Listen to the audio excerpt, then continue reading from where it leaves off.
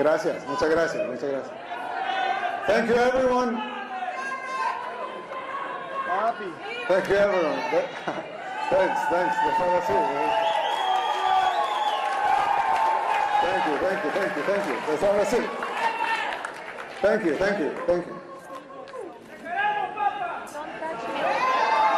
I love you too.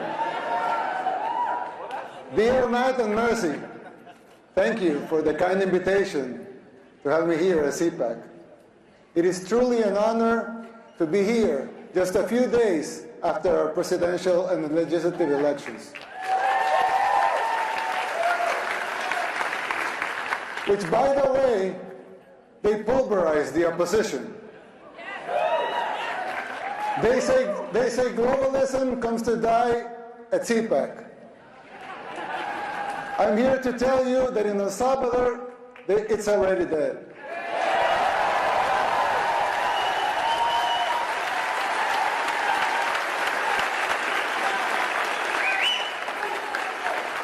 But if you want globalism to die here too, you must be willing to unapologetically fight against everything and everyone that stands for it. Fight for your freedoms, fight for your rights. The next president of the United States must not only win an election, he must have the vision, the will, and the courage to do whatever it takes. And above all, he must be able to identify the underlying forces that will conspire against him. These dark forces are already taking over your country. You may not see it yet, but it's already happening. You don't see it as clearly because people are designed to see linear changes, not exponential ones. We don't always recognize how fast a problem can multiply and spiral out of control. The problem is much like the metaphor of the boiling frog. Once the water boils, it's already too late. People fail to see these things. It's our nature. Just like the frog, people become complacent and they don't realize how bad things are getting until it's too late. Well, I know, of course, El Salvador is a lot smaller country. Setting aside the differences, there's a similarity with what is happening here in the United States.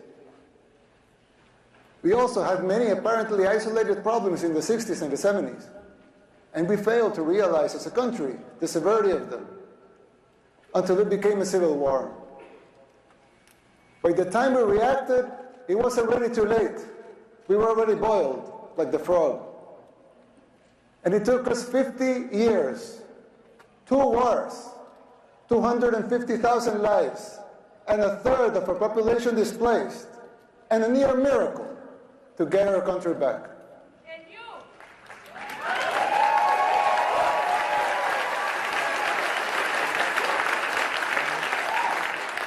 As your friend, I want to issue this warning so you don't make the same mistakes we did in the 60s and the 70s. It is not easy to pull yourself back once you're in boiling water. In fact, all the experts said it was impossible. And besides, you don't want to wait 50 years and maybe hope for a miracle to get out of hell. You can still jump before the water boils. Some might say I'm exaggerating, but we can clearly see the signs of a declining society because our own hit rock bottom decades ago. It's like when we see someone getting sick. First, it's maybe just stomachache, or a headache, or a small fever. But if you don't deal with the disease, it will only get worse, and then it may be too late. Even after our first war in El Salvador, we failed again to look into the signs of the second civil war that was coming, the gang war. After 1 million people fled the first war, a lot of them came to live in ghettos here in the United States, where the gangs were formed. When former President Clinton deported a lot of those gang members without telling us they were gang members, they were criminals. They roamed free and recruited young people, thousands of young Salvadorans to join the gangs. At first, they seemed like petty criminals, but they began to change and transform until they became the unscrupulous terrorists that we know today. Most of them even perform satanic rituals, and this has been well documented. The government back then didn't deal with the disease, nor did the next administration, nor did the ones after that. The disease that had begun with mild symptoms got worse and worse. It became a cancer that seemed incurable. We are already seeing these symptoms in the United States. Big cities in decline like Baltimore, Portland, New York, just to name a few. Places where crime and drugs have become the daily norm and even accepted and promoted by the government. How many young people have you lost to the streets of Philadelphia or San Francisco, to fentanyl? Did we see these apocalyptic sights 15, 10, 5 years ago? Can you imagine how it will be in the next 5, 10, or 15 years? The same thing was happening in El Salvador. In the span of less than a decade, gangs took control of all the country and our society. They evolved into a parallel government, controlling elections and even political parties. Every aspect of the daily life of most people was controlled by the gangs. Murder capital of the world is a tragic title to hold. Getting rid of that was the bare minimum we had to achieve in order to even start thinking about rebuilding our country.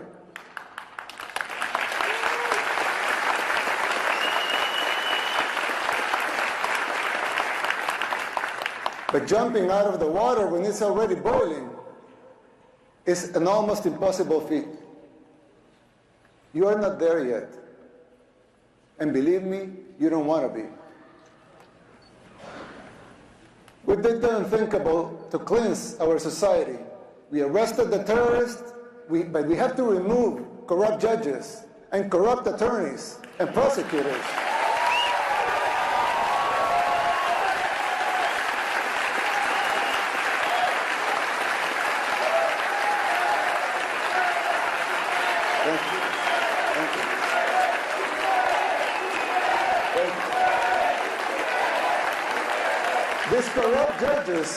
These corrupt judges and prosecutors were setting the gang members free.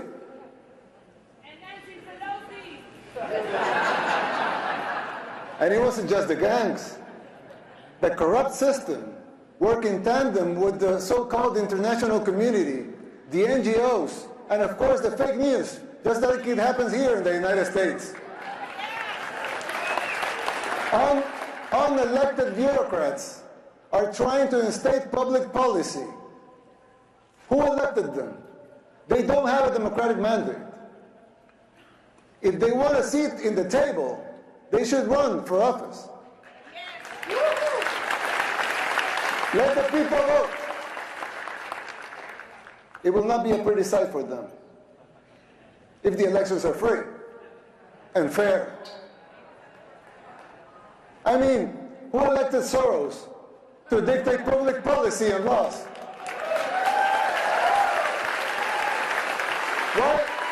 Why does he feel entitled to impose his agenda? Let me tell you something. Soros and his cronies hit a brick wall in El Salvador.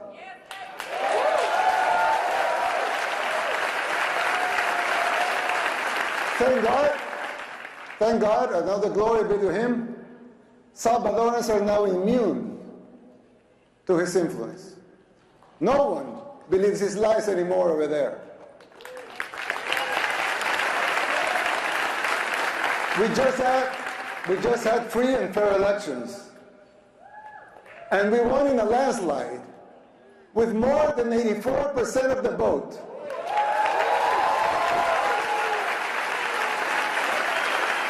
Let that sink in. More than 84% of the people voted to continue our policies. Our victory is unprecedented in the history and modern democracies in the world. They also gave us a supermajority in Congress, more than that. 54 seats out of 60.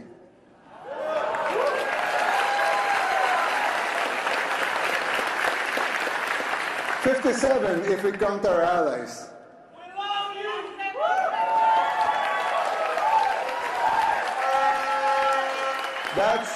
That's 95% of Congress. Let that also sink in. The people of El Salvador have woken up, and so can you. The global elites, they hate our success, and they fear yours. The people's free will to choose their leaders is something they despise because they cannot control that. You have experienced this firsthand here in the United States. The global elites control the mainstream media, they finance campaigns, district attorneys, to mention a few. They abuse their powers. They persecute political opponents. In El Salvador, we don't weaponize our judicial system to persecute our political opponents. A practice that may sound familiar to you, but we don't do that there. And who's the dictator? The global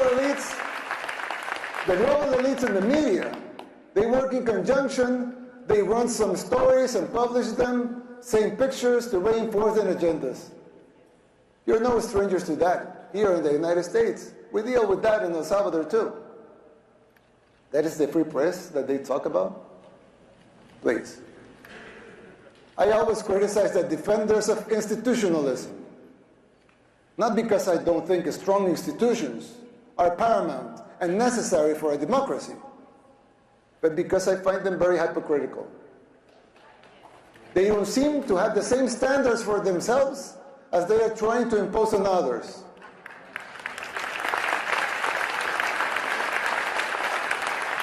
But there's yet another component that is more dangerous than a simple double standard.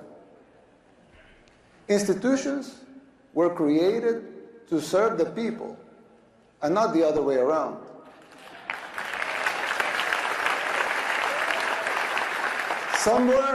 Somewhere along the way, those people forgot their fundamental purpose, which is more important than the institution itself. When the judicial system was created, it was created out of the necessity to bring justice. But now, it seems that survival and control of the judges, of the AGs, among others, are paramount. And the need to bring justice is merely a little more than an afterthought. Another example, the police was created to bring law and order. Let them seek law and order then. But now some of them are even afraid to do their job because they fear the consequences for doing it. They should be encouraged to fulfill their foundational roles without fear of repercussions that distract them from their missions.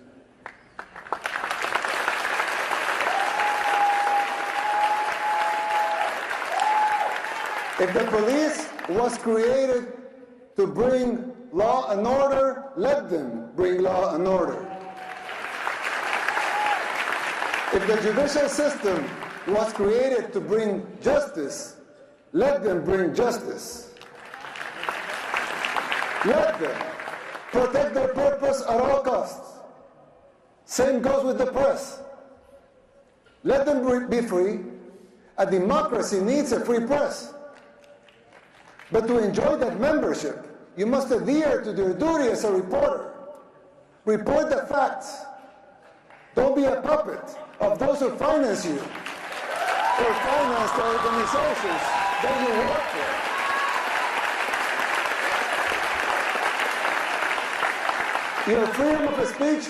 Your freedom of speech will always be protected. We believe in free speech. Everyone here believes in free speech. Your free speech will always be protected. But don't call yourself a journalist if you're just an activist.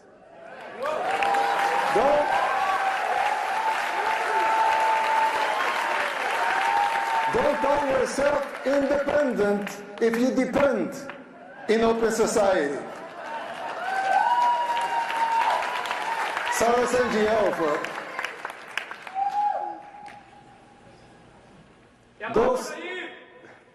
those sacred institutions have morphed away from the reason they were created.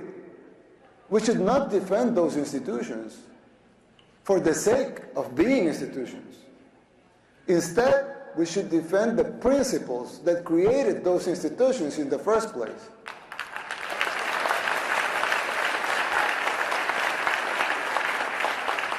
It's troubling to see that this is happening everywhere. Not only in El Salvador and the United States, it's happening everywhere. But even here, in the United States, in the most powerful country in the world, even here, it's happening. America should listen to these words, not because the El Salvador model should be replicated here, but because these specific examples apply to any nation that has lost or is losing its way.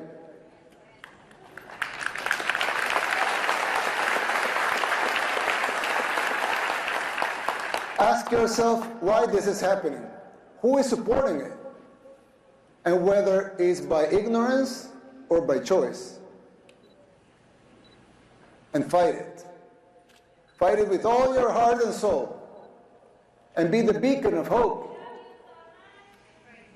And be the beacon of hope that your founding fathers, with all their faults like every human being has, dreamt for your country.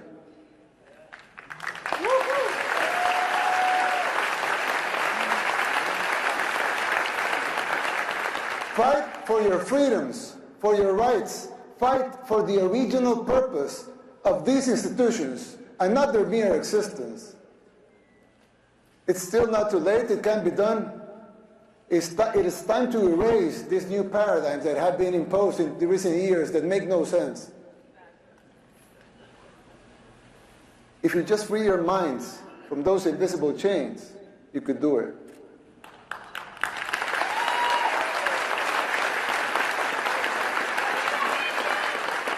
This shift is an extremely dangerous trend that undermines these institutions. Effectiveness and their credibility is at stake, both home and abroad. This is a warning from a friend. You should adhere to their foundational principles and purposes and denounce this new institutionalism. Now, you would think that's it. As it wasn't enough, right? But unfortunately, there's more. There are other symptoms that are even more difficult to diagnose. For instance, the financial situation of the United States. When I talk to my conservative friends right here, they always tell me that the problem is high taxes. But they're wrong. Of course, high taxes are extremely high here in the United States. I give you that. You're right in that. But that's not the real problem. The real problem is not the high taxes themselves, but the fact that they are not even really funding the government. Not even those high taxes, higher than a lot of places in the world, not even those taxes are really funding the government. So who's financing the government? Government is financed by treasury bonds, paper. And who buys the treasury bonds? Mostly the Fed. And how does the Fed buy them?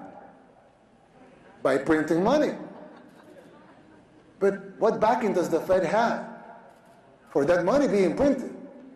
The treasury bonds themselves. So basically, you finance the government by printing money out of thin air. Someone could ask,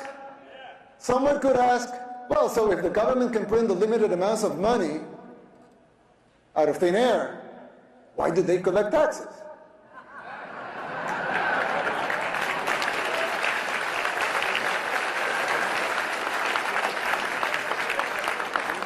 I mean, in theory, it would make sense, right? If they can print unlimited amounts of money, why would they need taxes for? The answer is simple, but it's very shocking. The real problem is that you pay high taxes only to uphold the illusion that you are funding the government, which you are not. It's shocking, but it's true. The government is funded by money printing, paper backed with paper, a bubble that will inevitably burst. The situation is even worse than it seems, because if most Americans and the rest of the world were to become aware of this farce, confidence in your currency would be lost, the dollar would fall, and the Western civilization with it.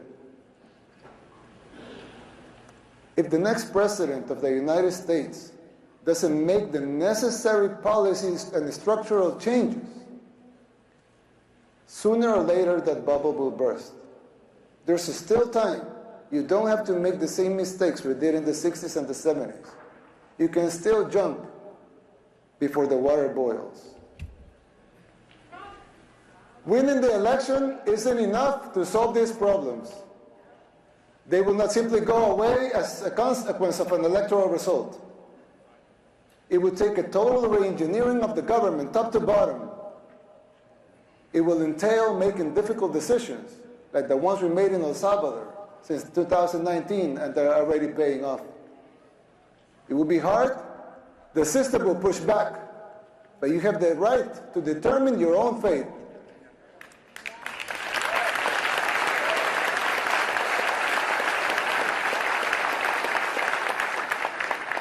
Salvadorans did the same. The decision for the direction of our nation was ours, and it continues to be ours. We didn't tolerate being told what to do.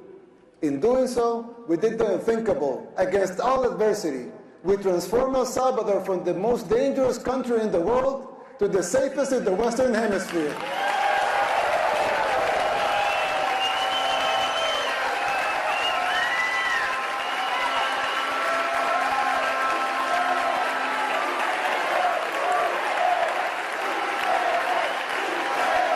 Thank you.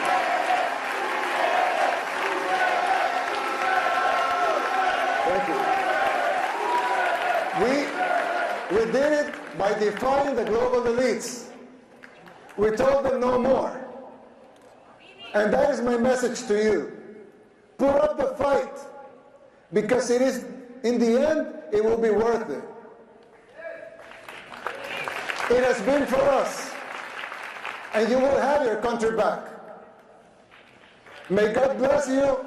May God bless the people of the United States. May God bless El Salvador and the future